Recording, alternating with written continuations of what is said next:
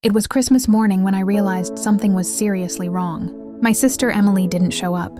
That might not sound like a big deal, but trust me, it was. Emily never missed Christmas with our family, ever. She was the one who always brought the energy, the laughter, the homemade cookies that filled the house with the smell of cinnamon and vanilla. But that year, the seat she always took next to me at the table stayed empty. No text, no call, nothing. My mom tried to act calm, saying maybe Emily and her husband, Mark, had car trouble or got delayed, but I could see the panic hiding behind her forced smile.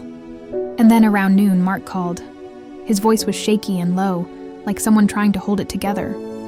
He said, "Emily's gone." I remember the silence that followed those two words. My dad asked what he meant, and Mark said she'd left him for another man.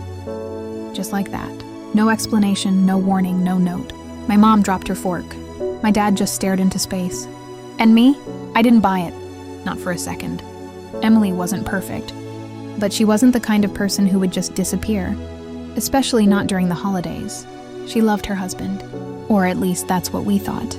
But Mark sounded convincing. He said she'd packed a bag in the middle of the night, left a note he refused to show us, and was probably long gone by now. Something in his tone felt rehearsed, almost too calm for a man who claimed his wife ran away. When I asked to talk to him privately, he hesitated but agreed. I told him I wanted to come over, see the house, maybe find something she left behind. He said there was no point, that she'd taken everything that mattered. That line stuck in my head like a splinter. 2 days later, I drove to their place anyway. Mark opened the door looking rough, messy hair, dark circles under his eyes, and a fake sadness that didn't match the rest of him. The house was a mess, and not in a "my wife just left me" way. It was more like someone had ransacked it. I asked if he'd called the police, and he said no, because she'd left willingly. I looked around the living room and noticed Emily's phone charger still plugged in, her favorite sweater draped over the couch, and her car keys hanging by the door. Why would she leave those behind if she was starting a new life with another man? It didn't make sense. I asked again about the note, and this time he snapped. "I told you it's personal. She made her choice. Leave it alone." That's when my gut screamed that something was off. Emily had always been close to me. We texted almost daily, even about stupid stuff like what to cook or what show to watch. I checked my phone and realized the last message I got from her was 3 days before Christmas. It said, "Can't wait to see you. Got a surprise for Mom." It didn't sound like someone planning to vanish. So I started digging. I went to the police, filed a missing person report despite Mark's protests. They said since she was an adult, they couldn't do much unless there was evidence of foul play. But they agreed to do a wellness check. Mark wasn't thrilled. He called me that night, furious, saying I'd made things worse. He claimed Emily texted him after the police came by, saying she was safe and that we should stop bothering him. But when I asked to see the text, he said he'd deleted it. Right, because that's what people always do when they get life-changing messages from their missing spouses. So that's the situation I was in. My sister had supposedly run off with some mystery man. Her husband was acting shady, and no one seemed to care but me.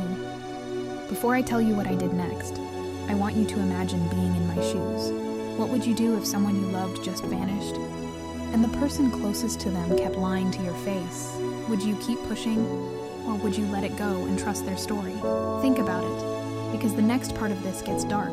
After a week of no updates, I decided to visit Emily's best friend, Clara. She and Emily had been inseparable since college, and if Emily had been confiding in anyone, it would have been her. When I got to Clara's apartment, she looked surprised to see me, but quickly pulled me inside. She said she'd been trying to reach Emily too, but hadn't heard anything. Then she lowered her voice and said, "There's something you should know." She told me Emily had been scared of Mark lately. Apparently, he'd been getting possessive, checking her phone and following her to work. She'd even mentioned wanting to stay with Clara for a few days, but never showed up. That was a week before Christmas. My stomach dropped. I went straight to the police with that information, but they still said it wasn't enough, so I started doing my own investigation. I drove by Mark's house at night, just to see if anything seemed weird. One night, I saw him dragging something large and heavy from his garage to the backyard. It was dark, but I swear it looked like a rolled-up rug. My heart pounded so hard I thought I'd faint. I called the police immediately and told them what I saw. They sent an officer, but by the time they got there, the backyard was spotless. Mark said he'd been moving old furniture. The police believed him. I didn't. I couldn't sleep for days. Every time I closed my eyes, I saw Emily's face, her laugh, her warmth, and the thought that something had happened to her made me sick. I started going through her social media, trying to find any clue. That's when I noticed something odd. 2 days after she disappeared, her Instagram account liked a random post. But Emily never used social media without commenting or messaging me about something funny. It felt like someone else was using her account to make it look like she was still around. I took screenshots and went to the police again. This time they agreed to dig deeper. A week later, they got a warrant to search the house. I was there when they brought Mark out in handcuffs. He looked furious, but he didn't say a word. They found traces of blood in the garage, tiny splatters near the door. DNA tests confirmed it was Emily's. My mom broke down when she heard the news. My dad didn't say a word for hours. When the police questioned Mark, he claimed Emily had cut herself while fixing something and that the blood was old. But then they found something else, her wedding ring, buried under a pile of dirt behind the shed. She never took that ring off, ever. Weeks turned into months as the investigation dragged on. There was still no body, no confession, just mounting suspicion. Mark lawyered up, but his story kept changing. First, he said Emily ran away. Then he said she fell and hurt herself but left afterward. Then he said she'd threatened to leave him. So he snapped. That was the moment I realized he'd done it. He killed her. I could feel it in my bones.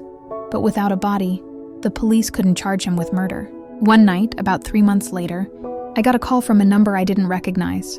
The voice on the other end was a woman whispering, "I know what happened to your sister." My heart nearly stopped. She said her name was Julia, and she used to work with Mark at his old construction job. Apparently, he'd bragged to one of his coworkers about how some people just disappear. When they stop listening, she said she didn't believe him at first. But when Emily went missing, she put it together. Julia told me he had access to an old property his company had been renovating near a lake. The next morning, I drove there with the police. It was a half-collapsed cabin surrounded by thick trees. It looked like no one had been there in years. But inside, near the back wall, the floorboards looked freshly replaced. The police pried them up, and that's where they found her. Emily, I can't even describe what that moment felt like. Relief, heartbreak, rage, all mixed together. She'd been there the whole time, hidden away like she was nothing. Mark was arrested that same day. When confronted with the evidence, he finally confessed. He said they'd argued about her wanting to spend Christmas with our family instead of staying home, and he lost control. He claimed it was an accident, that he didn't mean to, but I didn't care. He took my sister's life over something so small. He buried her like trash and lied to all of us.